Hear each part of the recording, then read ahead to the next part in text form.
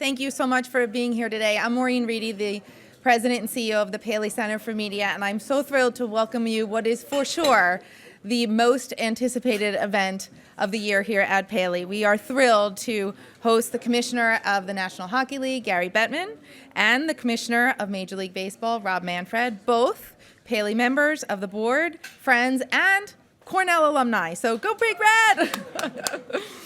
I'd also like to welcome and acknowledge some other Paley board members who are here with us in attendance today. Kay Koplovis, Stan Schumann, and I think Josh Sapin will be here shortly. So welcome and thank you so much for all your support throughout the year. I'd also like to thank and recognize our long-term valued knowledge partner, McKinsey, and recognize Ben Von Willer and Laura Korb from the firm. Thank you so much for all your support. One very quick housekeeping note. I received some inquiries about Media Council membership, and so I just want to quickly mention that for those of you that are Media Council members and would like to nominate somebody for membership, or if you're a guest here today and are interested, you can contact Diane Lewis, who is here, and she'll answer any questions. And of course, Media Council membership comes with very special invitations to events like today's.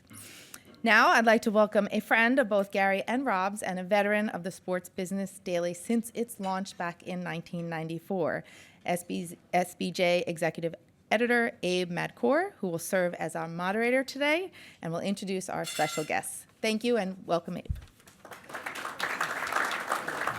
Good afternoon, everyone. How's everyone doing today? Great. It's a real pleasure for me to be here. I want to thank the Paley Center for asking me to be as a moderator, and it's a real privilege for me to be with these two gentlemen. They need no introduction to this room, but to the far right, I like to call him the Dean of U.S. Commissioners. Gary Bettman has been with the NHL, leading the NHL since 1983, and has really taken that league to unbelievable heights. 93. I'm not that 93. I just want to see if he was. I want to see if he was listening, Frank, because sometimes he doesn't listen to me. And that's a function of age. Okay, well, and then Commissioner Rob Manfred, who joined Major League Baseball around 1998, if I'm correct, and was taking the post of commissioner in January of 2015. So I think we're going to see and talk about some interesting changes in the sports business. But what was it about Cornell that made, to have two commissioners coming out of Cornell? Pretty impressive. And both from the same school at Cornell, which is the School of Industrial and Labor Relations. I went there because you could go to an Ivy League school and not have to take the physical sciences because we had a social science curriculum. But I will tell you one quick anecdote, so we'll get things rolling. All my kids went to Cornell, and two of my in-law kids. But when my youngest got accepted early decision in the spring, she went up with a friend of hers and their parents to take a tour of the campus. She was going up, she had been there 100 times, but she was going up to go to the campus tour. And the student guide who was giving the tour got to Ives Hall, which is the building that then housed the School of Industrial and Labor Relations. We happened to be in one of the three lockouts that I've presided over. And the guide said, the student said, this is the School of Industrial and Labor Relations, among its alum, Gary Bettman, Commissioner of the NHL, who obviously didn't learn anything while he was here. I happened to be chairing the Dean's Advisory Council at the time, and when I told him the story, laughing, because it was fine, he was horrified. Well, Gary must be a more compelling personality. None of my children or their spouses went to Cornell, so I don't know why that is. But I was actually interested in labor relations when I started college and picked Cornell for that reason. And was obviously the longest part of my career was spent in that field. You went on to NYU School of Law, you went on to Harvard, you're both in sports. Just to start it off, as commissioners, Commissioner Bettman, I remember a quote you had about, we're all in focus on our own sport. Our sports are different. But how often do you bounce ideas off each other? How often, I know you're in business together, and we'll talk about that, but how often do you communicate about issues related to the business of sport? I think it's more, we don't have a clubhouse and we don't have a dinner every week or every month. We all know each other, we're all friendly with each other, and when there's a particular issue that is either good or bad, one of us may call the other and say, how you doing, or congratulations. Although we tend to, and it's probably something we'll get to in the discussion, we have an opportunity to collaborate a little bit more now since we're in business together. It's also nice, we share actually I'm quite happy about this. The head of the Players Association in baseball moved over to help Gary along, and so we have that in common as well.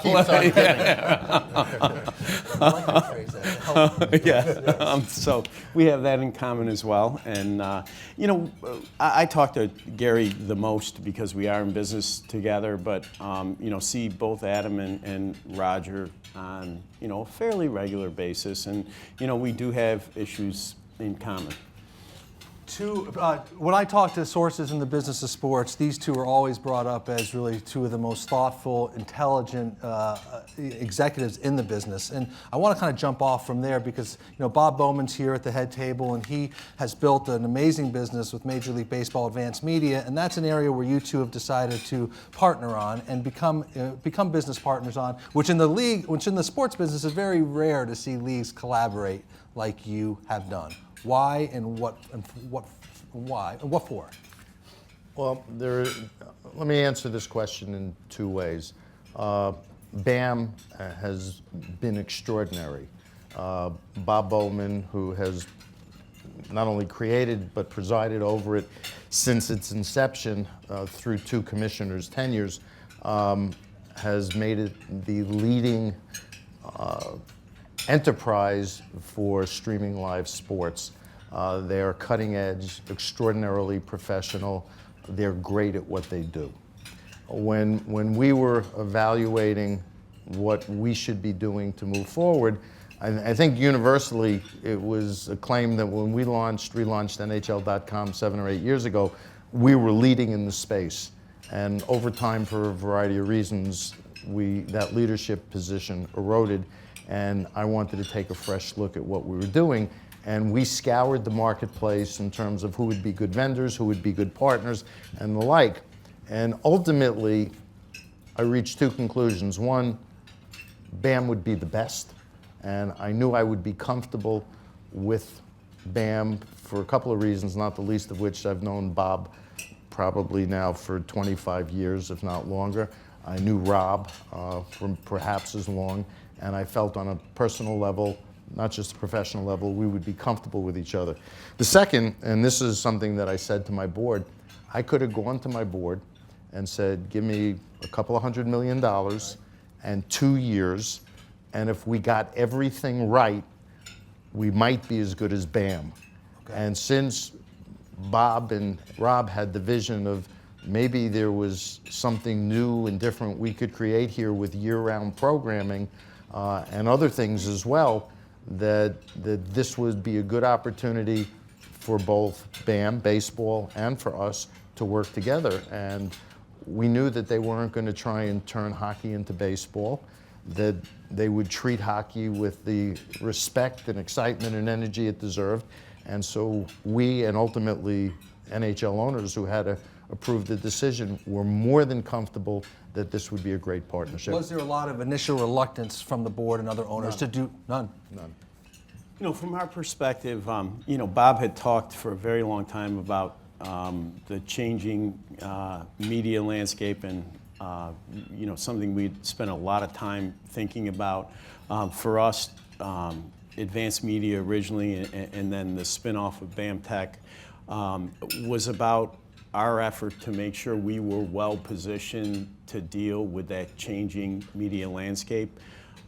We felt that once we decided that we needed a partner in BAM Tech to allow it to reach its full potential, we felt it was important to send a message to the market that we wanted to aggregate content, because we believe there will be different aggregators of content going forward. And frankly, Gary's willingness to do business with us was a real accelerator for our effort to attract the right investor in that business. And reports are that investor is Disney.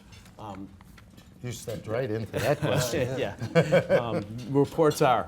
That's all I'm going to say. Which would be an unbelievable validation of the business you built. Well, I didn't build it. Really, Bob built it. With the support, really with the unwavering support of our 30 owners. It was. Some of the folks from McKinsey that were there with us at the beginning of this effort can vouch for this. The notion of centralizing those rights, meaning the digital rights in a sport that still is essentially a states' rights organization, was really forward thinking for the owners at that time. It's a credit to Bud's leadership, but it did put Bob in a position that he had sufficient assets to build what really is a great business for us. And Commissioner Bettman, for the people in the room, how will this manifest itself to improve the fan experience of the game of hockey? Well, everything that BAM has been doing spectacularly for baseball in terms of connectivity and what's available, whether it's streamed or stats or the like, they're making available in the same formats that are appropriate for hockey to us. But also the depth of the organization and the expertise they have is there isn't anything that's going to come down the pike that they're not going to be on top of, and if it makes sense, they're going to do it. They'll do it for baseball, they'll do it for us, they'll do it for their other clients as well. So we viewed this as an opportunity not just to catch back up with the leadership position in sports and digital platforms. It made me comfortable that we would stay there going forward because whatever was coming in technology is changing weekly in terms of what's out there and what the opportunities are. And so far it's been great. Our organizations, and a lot of my people are here today, have played very, very nicely with each other. It couldn't have gone smoother. In fact, Bob agreed to do what may have been the ultimate high wire act, is we switched streaming providers in the middle of the season. We just amped it up, got ready to go. It was probably a little nerve-wracking and dicey for about 24 hours, but I think based on what was accomplished, it showed the depth of their organization and their ability to accomplish really good things. Bob really likes those debut days. They're usually his best days. It must be fun to be around those Yeah, days, it really right? is. You get those early reports. It's always fun. But look, there's some natural synergies seasonally for us. I think that we had network capacity, studio capacity, things that made sense for both organizations to use more fully. The NHL network's been better, right, and more highly produced and greater content. If you think back 40 years ago or so, what was ESPN? It was a platform that started aggregating content. Well, BAM Tech may be in the process of replicating it for the next 100 years or whatever. HBO and some other providers there. They're certainly the setting up well. Yeah, the PGA Tour. Right. We have there's really two business models there. I mean, we do provide vendor services for people like HBO, but both the NHL deal and the deal with the PGA Tour are more content acquisition deals from our perspective, and I think were important signals to the market as to what we thought the business could be. Over the years, you've both been in the sports business. What has been the biggest change? Some could argue media fragmentation, which speaks a little bit to what we're talking about here. But what have been the biggest business changes that you've seen? I think that, look, the media thing is a relatively recent phenomenon. I think over the longer haul, the biggest change is the way sports are managed. I mean, when I started, all the talent acquisition that was done in the business was done based on somebody with some black box view of what talent was about. They had talked about 5 tools, and no one could ever remember what no one could ever remember what the 5 tools quite were, and no one knew how you evaluated them. But now, on the talent side of the business, the putting the teams together side of the business, the level of professionalism and analytics that's brought to that business is, it's just absolutely revolutionary compared to where controversial. Well, a lot of old school people do not like the emphasis on data and analytics. Yeah, that's true, but I think most of your well-run organization, people talk about Theo Epstein and his success in Boston as, sort of the success of analytics. And, there's no doubt that then and now, Theo is someone who is high on analytics. People forget during the peak of his success in Boston, he had Bill LaJoy, who was a very traditional, long-time general manager who was an advisor. And I think the clubs that do the best today, have found a way to combine those analytics with, sort of the traditional mode of evaluation. And, what you really need at the top is a young, aggressive person who can manage both sides of that house to make good decision on who should go on the field. I agree with what Rob said, but I also want to add to it, and maybe this shows my age a little bit, certainly on the technology side, which is more recent, but when I started, there were no .com websites, there was no streaming. In fact, if you wanted a score, you had to call sports phone, and that was an innovation at the time. Just right. So the ability to get instantaneous information is unprecedented. In our case as well, high definition television has made a huge difference in terms of the watchability of our game because of the speed and the movement and the number of players and how plays are set up. But I also, when I started in 1981 in professional sports, so on some levels I'm a dinosaur. When I got hired by the NBA, I was the 25th employee at the league office, including support staff. 25th. League offices in those days were scheduling arms. They did the schedule. They hired the officials and assigned them. And once every few years, they'd negotiate a national television agreement, which for none of the sports leagues look anything like they do now. When I left the NBA and went to the NHL in '93, we were probably up to about 700 employees at the NBA at that time. The NHL was at about 30 or 40, which is one of the reasons I got hired. But what happened was this era, the last 35 or so years, is when sports went from just being out there as sports and you consumed it live to being major entertainment companies. Licensing, sponsorship, advertising, media contracts. But the biggest change overall is our fans and the media give us more scrutiny. That's part of the world we live in. And our fans have the ability to connect in ways to all aspects of the game more than ever before. One of the byproducts, and I don't think it's a bad thing, is the level of accountability that our athletes have and that we all have in our decision making is getting more scrutiny than ever before, and we're more accountable than ever before. It's interesting, you can't, I started as an outside lawyer in 1987, and I was laughing with Laura before, you can't, what Gary's saying about the lack of sophistication at the league levels, we were laughing about this story. I was a partner at Morgan, Lewis, and Bacchus. There is a letter in the files of baseball where a partner at Morgan Lewis wrote to baseball and said, we would like to our address to be MLB.com. People refer to Morgan Lewis and Bacchus as MLB, and there's from a lawyer who shall remain nameless a letter back saying, I don't know what the internet is. Do whatever the hell it is you want. Right? So I arrive day one in '98. Now I've sort of taken the client, right, and I've taken a young partner with me who did all the work, right. So I'm not the most popular guy at Morgan Lewis right now, and they're kind of wondering what's happening to this huge client. And Paul Beeson, then the president, called me in and said, these McKinsey people are telling me they're talking about this name thing. I don't know what it is really, but right now we're using Major League Baseball. They're telling me it's too damn long and we need MLB. And he hands me the two letters. I read the letters. I'm thinking, oh my God. He says, so your first thing I need you to do is go get that back from the firm.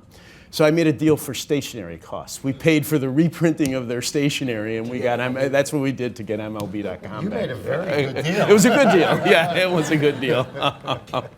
Yeah. Commissioner Bettman, you had a great quote where you talked about the pressures of being a commissioner have changed, and you said society is much more litigious. You said you have to be much more nimble and adapt. You also had a story about you, like the changes from being in your previous roles to being commissioner, just like the pressures to look long term and to think bigger. Talk a little bit about just the day-to-day pressures of how you lead your operations. Yeah, I just think, the biggest change when you go from, for years, both when I had the labor job and when I was COO, you're really executing on somebody else's vision as to what the business should be. And, for better, for worse, for a lot of years, there's this project, there's this that's got to get done, we want you to do it. And the single thing that hit me right after I got elected, and it started in the selection process, is you have to have some vision about what you want to do with the business. And I think that that is a very challenging transition. I had a lot of good people, including Bob and Madkour, who's here with me. And we have some simple things that we think are really important to the business. Number one is youth. You get fans by getting kids to play the game. Youth space is really competitive, and we weren't spending it's not just even money. We weren't paying any attention to what was going on in terms of youth sports, and it is probably our single biggest, most focused initiative today. My first stop this morning is we announced an MLB Academy being built at Roberto Clemente State Park up in the Bronx, and that's our 5th one this year. And it's part of a much bigger effort. So youth was one. Technology, the technology one was easy because of what advanced media was, because of its leadership position, because of the connection of technology to youth. It wasn't hard to sort of figure out step 2. And then I think the third one is the one that's morphed over the first 18 months or so. When it was internationalization of the game, and when we started talking about it, baseball's got some great pockets of strength. Japan, Korea, Taiwan, Latin America, obviously North America, but doesn't have the reach of sports, of some other sports globally. And we thought it was important to get on that in terms of the long-term growth of the game. As we've started to see technology develop and change, you've come to realize, with things like virtual reality, it's not so much that you're going to play in Australia on a regular basis. It's too damn far for us, particularly with our schedule. But it is that you have to have a fan base, or there's a huge opportunity to have a fan base that can consume using that type of technology if you can jumpstart some interest in those distant markets. So for you, it's vision, putting that vision on. Absolutely. It is vision and it's execution, because we have what some have considered to be very political jobs. We work for 30 different organizations whose mission in life is to beat each other and win the championship. So you've got to set an agenda that everybody hopefully is comfortable with, or certainly a majority, and you've got to be able to execute, because I think it was Walter Isaacson said, vision without execution is merely a hallucination. And so you build credibility by doing that and by achieving a level of success. But the thing that to me has always been the most important is the game. Right. Everything else you do, whether or not it's any aspect of your business, it's media connectivity, it's grassroots programming, it's filling your buildings, it's marketing, it's promotion. If the game isn't good, if you don't have a competitive, entertaining, exciting game, you can market all you want, but that's not authentic. And we need to maintain, all of us, our authenticity.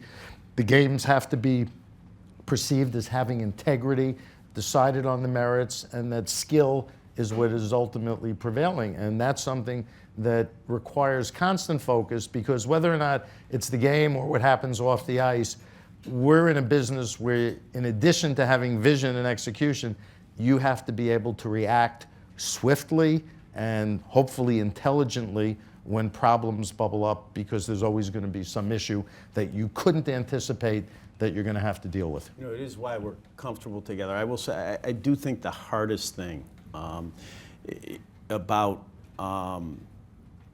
thinking about the future is the game itself, and it's particularly hard in our sport because of the history and tradition of the sport. You can't, you know, you got to be really careful about what you do because there are so many people who are bound up in the traditions of the game. You can't offend that core fan base. By the same token, it's hard in today's world to have any institution, even one that, you know, is so embedded in culture as baseball. You have to change. You cannot stay the same. And, you know, we spend a ton of time looking at how the game's played on the field. And maybe the most interesting thing about that analysis is you have a choice, right? The game on the field changes. The question is, are you going to manage that change or not? Right? I mean, the game today is very different than it was 20 years ago. So and you decide to manage it, or right, yeah, and you know, if you were going to be critical of baseball, it's probably that, you know, we let that change come about as a result of the decisions of 30 guys trying to win the vast majority of 162 games in a particular year. That may not be a good long-term planning project, right? And they're how many years old are you? Yeah, way older than you. No. Well, actually, we're the second oldest because next year we celebrate 100 years. Right. And you know, in football and 50 plus, basketball, football's a couple of years behind us, and basketball wasn't really founded in its current form until the 40s. Right. So history and tradition is something that not only you have to deal with. I think both baseball and hockey respect and honor their history and tradition. Right. Someone told me that if baseball was set up today, there'd be no way 162 games over 100 and however many. It wouldn't be set up. You know, it is a hell of a schedule. Think crazy, about that, right? You get 21 days off, and most of those, what we call off days, right? They're mostly like if you have to fly to California, you don't think of that as an off day, right? I mean, and it is a very difficult schedule. But I think one of the really important things about our product is it is an everyday activity. You know, before I was working for baseball, and even more now, you know, the first place I go in the morning during the season is to see exactly what happened. Now, I used to do it in a newspaper. Now I do it with at bat. It's a lot faster and a lot better, but, you know, you still do it. And I do think there is an everyday nature to it. And I'm not sure. I mean, I do know that, you know, some of the things that have happened, you know, dealing with performance-enhancing drugs and amphetamines and those sorts of issues have changed, you know, players' lives. But, you know, it's really interesting when you look at playoff formats more than any other sport, what our guys tell us, the guys that play the game, what our players tell us is they don't want too much time off. There's something about baseball that when you're not doing it almost every day, it gets you out of whack.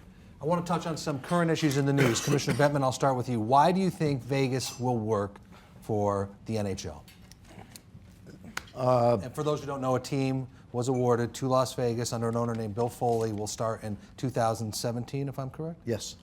The criteria you look for in any franchise start with three, at least historically. One, who's the owner going to be? Because the owner is probably the most important element in the operation of any franchise anywhere.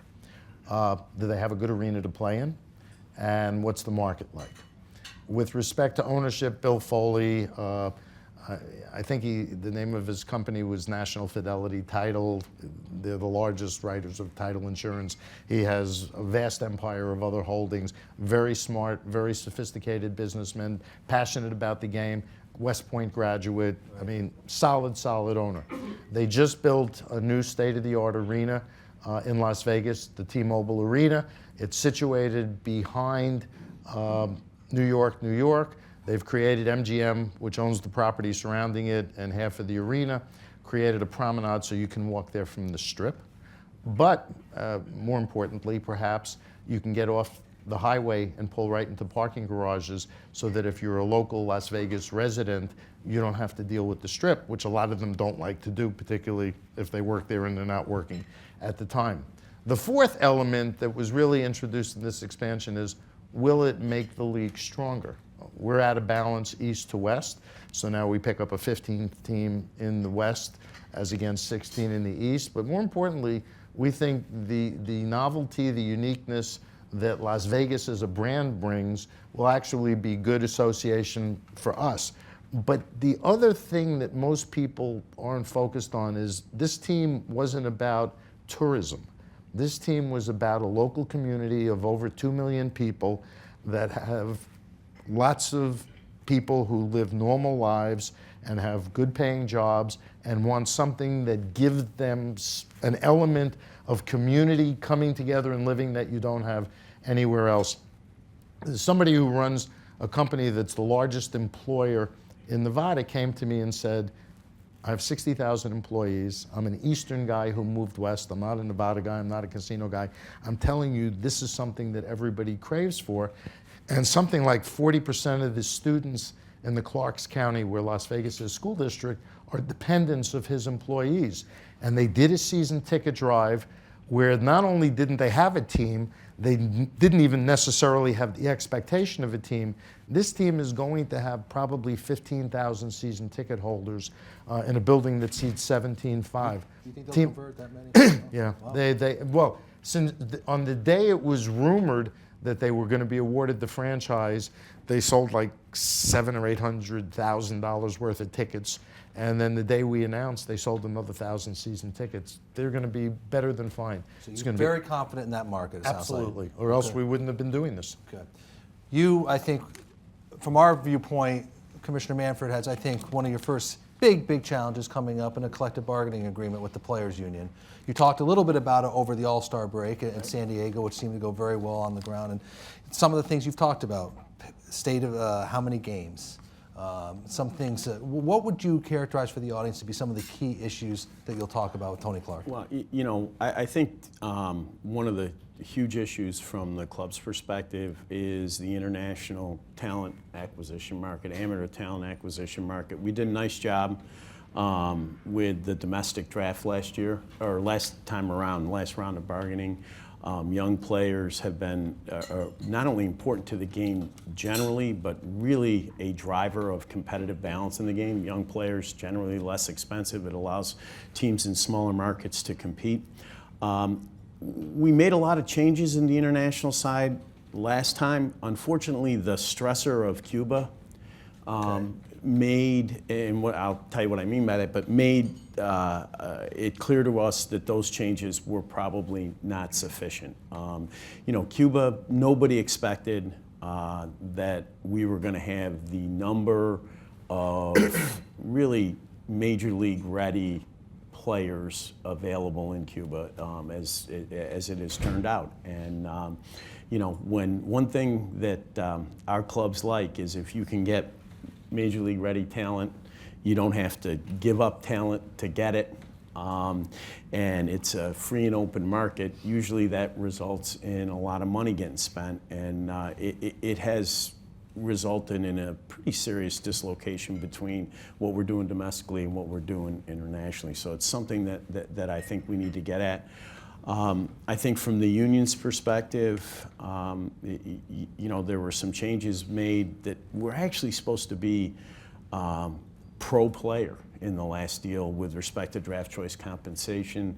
It hasn't really worked out that way. I think it's a big issue for the union. I also think the issue that you alluded to is a big one for the union. Player, you know, they refer to it as safety and health. If you're a labor guy, you probably think about his working hours, but you know, it is an issue that we're going to have to. How open are you to go to 162 to 154 for number of games? It's a huge economic issue. You know, for the clubs. For the clubs, Right. it really is. I mean, you know, look, you can. I think I've been fairly open to almost every topic that's ever been brought to the table. I think that you need to appreciate, you know, places like Yankee Stadium. The gate's $3.5 million. You know, you're taking 4 gates away. You know, most teams have commitments on local broadcasts, and you know, you have less games, you got less broadcasts. I mean, it's just a very, very You would big. expect them to get paid less, the players. Well, I think that, yeah, paid less. I mean, we don't really negotiate salaries. I think there would have to be economic concessions that are offsetting. You know, I mean, if you're going to alter the business in a way that allows the teams to earn less money, there has to be corresponding economic concessions. Your ILR education, hard at work. There you go. Yeah. I know we're going to open it up to some questions, but for the audience, for you two, what are the stories in the business of sports or in entertainment or even in pop culture or in society that you're really keeping an eye on day in and day out? It's really social media and the digital platforms and the uses that they can be put to, good or bad. You know, is it a good idea for a service like Periscope to enable people to stream out what's going on in your buildings? You know, the advances that we're seeing, particularly on things that we haven't even thought of yet, you know, and there are people in the Silicon Valley who, you know, have a new vision as to how the world's going to work and function 5 or 10 years from now. You have to stay on top of that because you have to service your fans. You have to make the experience that they have both in person and any way they choose to connect as good as possible. It's got to be as good as everybody else's or your business isn't sustainable. And while the game, and again, I start with the point that what happens on the ice is the most important thing, but to the extent we're out there competing with other forms of entertainment, including other sports, for not just money, but attention, eyeballs, you gotta have your A game. I think Gary's right. You know, media and technology is probably at the top of the list because it's moving the fastest. I think another big area for us is security. You know, obviously the world's very different. Hard to say it's safer. So we pay a lot of attention to what's going on. You know, we had the head of Homeland Security at an owners meeting in May. It's just a really, really important area. And then I think the third one is, you know, the topic broadly defined as diversity. I think that, you know, we have worked very hard in the inner cities, underserved areas to make sure that, you know, we have a player complement that's reflective of the population in the United States. And we think it's very important to the growth of our game. And we pay a lot of attention to those stories about tensions in those areas because I think they have a way of reflecting back into your business. And let me add a fourth, player safety, particularly in a contact sport. Mm-hmm. We're going to open it up for questions. I believe we have some microphones. Here's one right here. Pick up on both those themes with two questions. On the media side, I know it's years away, but when you think about your next national TV deal, do you expect it will be with a traditional television network, or what are the chances it's either a direct-to-consumer model through like BAM or with a YouTube or an Apple or somebody else outside of what we've historically thought about? And the second one, to just throw it out on technology, player communication with fans seems to be exploding. Players and players' spouses, things like Snapchat. How do you manage and strategize around player connectivity with fans, which is just taking off all of a sudden? It seems like we may be a little different than the other three majors, but we had a period of time where we were underexposed nationally for a whole host of reasons. I anticipate continuing to seek and have a presence on national TV. NBC in the United States, Rogers in Canada have been great partners, and I'm actually looking forward to our next negotiation. Yes, there's going to be a lot more cord cutting and OTT, and nobody can predict what will happen. But in the final analysis, I think that in however it's distributed, national television, national exposure, the prominence, the production, the promotion that those platforms give you will, for the foreseeable future, will still be very, very important. With respect to social media and how people conduct themselves, whether or not it's players or significant others, the fact is, and I said this before, there's more accountability than ever before, and we spend a lot of time on education and counseling to make sure our players understand the importance of how they conduct themselves. And it's not just on social media, it's how they conduct themselves when they go out to a restaurant or in the street or they're traveling. I mean, I generally agree with Gary on the, next national media deal. I do think those national platforms are going to remain significant. I think that the reason that the media landscape is so daunting is to figure out how you continue that model that's been really good to sports on the one hand, and then use things like direct-to-consumer OTT to capture that portion of our society, growing portion that is not plugged in to those platforms, and that's the tricky thing. Social media, look, the way I think about social media is this, because of, you used to get up in the morning, right, and you'd read the newspaper to get the story about who won the game last night. Now, you know that before you go to sleep, either because of ESPN or At Bat or however you're engaging, right? So what fans, once that's satiated, right, and it's done earlier in the cycle, right, what fans want is access. And it is important for our players to engage in social media because it fills that desire for more access. It's not just social media, it's microphones. We had a huge push on microphones during the All-Star game.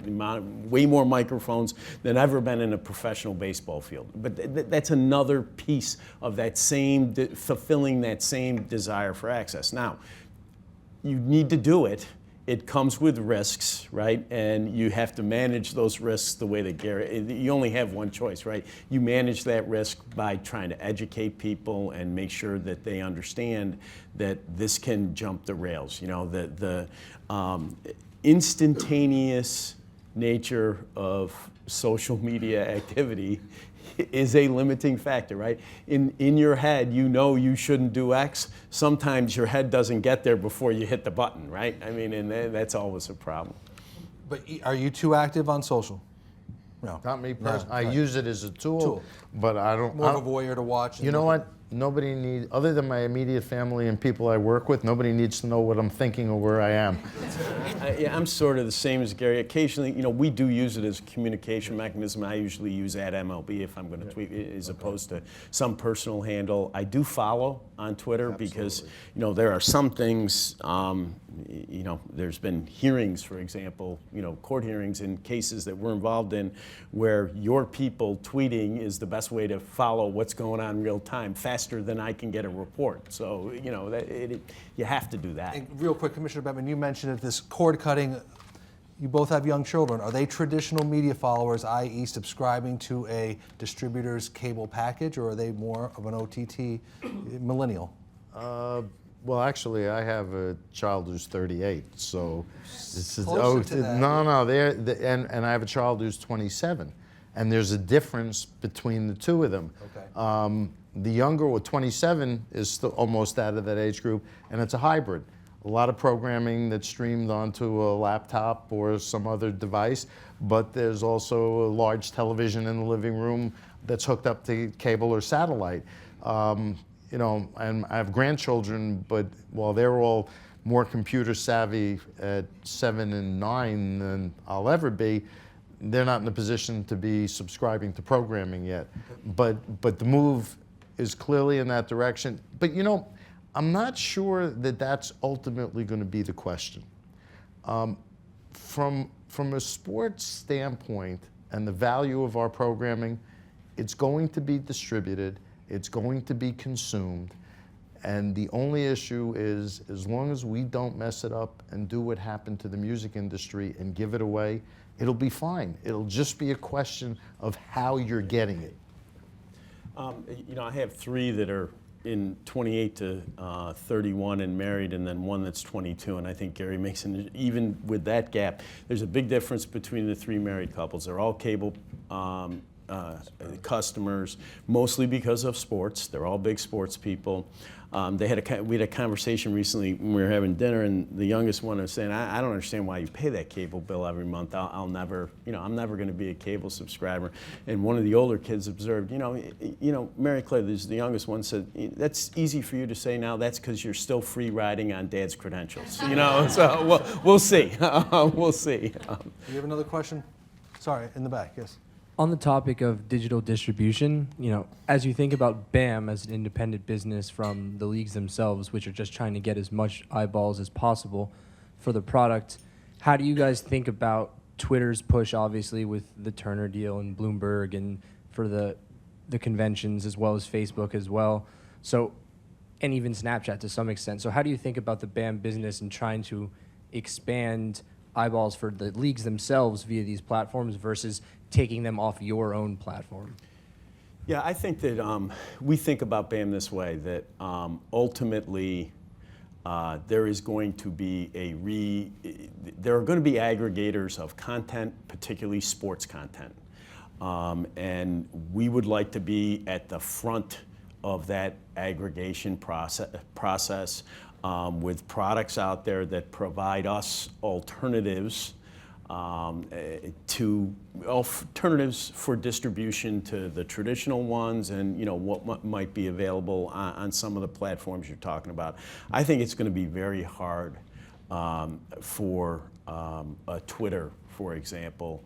It's one thing to have a game, or a Thursday night game. It's another thing to have a robust sports offering that somebody's going to pay for on an ongoing basis. I'm a good partner. I agree with what he said.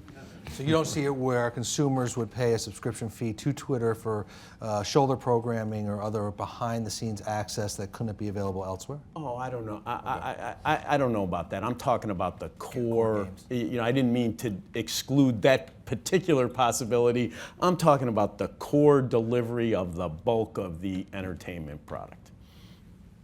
Questions? In your mind, what's more potentially not a threat to BAM's model, but Twitter, Facebook, Snapchat? Is there one out there that you think could be a threat to the sports ecosystem?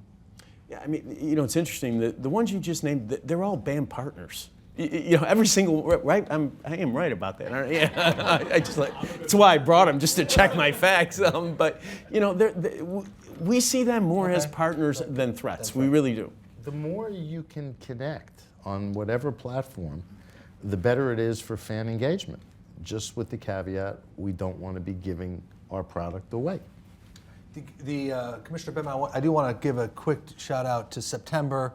The audience may not be aware, but you're doing a pretty impressive, well, not yet impressive, haven't done, but pretty ambitious global event in Toronto with the World Cup of Hockey. As we finish up here, why don't we give them a little bit of insight on what they could look for in September? We of all the four majors, we have the longest history and tradition of international competition.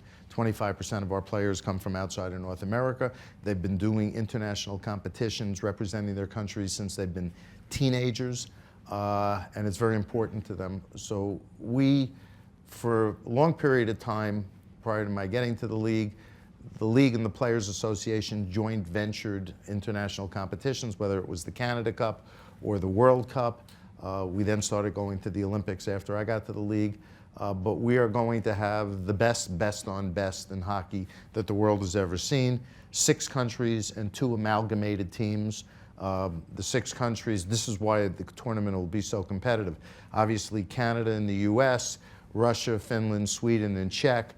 And then there'll be a team of Europeans from all the countries that aren't represented on the 6 countries, the 4 European countries I mentioned. And there'll be a North American team of players under the age of 24. So instead of having a 7th or 8th team with a country that might have 3 or 4 NHL players or less, which wouldn't be as competitive, these 8 teams are going to be incredibly competitive.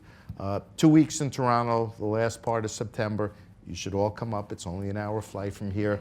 And we're doing a lot of activation around it. We're going to have a fan village, and it'll be all hockey all the time for 2 weeks. On ESPN, right? On ESPN in the United States. You know, NBC gets upset when I say that. I know, that's why I have it. And on Rogers in Canada. And we think from a competitive standpoint, it may be the best international tournament anybody's ever seen. Basically all NHL players, NHL rules, NHL officials, NHL ice. For those of you who aren't hockey fans, different size ice depending on whose rules you're playing under. And we think it's going to be incredible. Very quickly, success looks like what? exciting competition, sold out buildings, people watching on television. October, your picks for the World Series will be. No. You know, I made a mistake at this By the recently. way, can I make a suggestion? Since I've been doing this a long time, don't ever answer that question. I was going to say, I made a mistake recently. I was at a social thing, and somebody went around and asked about whether it would be good if the Cubs won, and I did answer that question. It was a mistake. I took it back. Unfortunately, one of the Giants owners was sitting at the next table. And I said, you have to be very careful about this, so no picks for you, Abe. I'm sorry. The answer to that question is, it would be great for Cubs fans. Right, that's right. How different is New York when the Yankees aren't playing as well as they normally do? Well, you know what? New York's actually been good for us this year. You know, there's always been this back and forth between the Yankees and the Mets. When I started in the late 80s, this was a Met town. You know, obviously we went through a long period where it was a Yankee town. You know, we're doing just fine in New York. I'm sure that Mr. Steinbrenner's going to figure out how to make them competitive again, but the Mets have really picked that slack up. Well, I always enjoy being with these two gentlemen. We hope you enjoyed it. I want to thank the Paley Center. I want to thank Commissioner Bettman, and I want to thank Commissioner Manfred, and hope everyone has a great afternoon. So thank you very much.